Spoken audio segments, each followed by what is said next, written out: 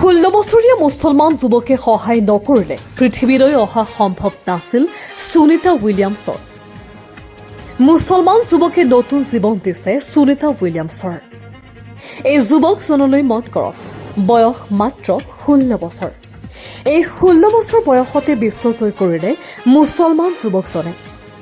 সুনিতা উইলিয়ামছে পৃথিৱীলৈ আহি প্ৰথমতে মুছলমান যুৱক কাইৰান কুৱাজি কোন চাবলৈ বিচাৰিছিল। সমগ্ৰ পৃথিৱীৰ মানুহে আজি মুছলমান যুৱকজনক চাবাচি দিছে।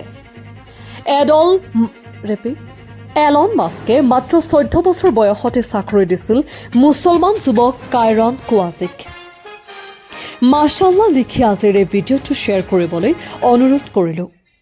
তীক্ষ্ণ বুদ্ধিমত্তাৰ গৰাকী কাইৰানক 14 বছৰ বয়সত চাকৰি দিছিল এলন মাস্কে।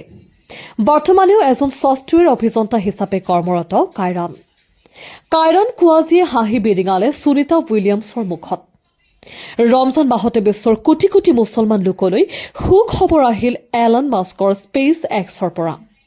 মহাকাশৰ পৰা সুনিতাক ঘূৰাই অনা অন্যতম কাণ্ডাৰী আছিল অভিযন্তা কাইৰান কুৱাজি।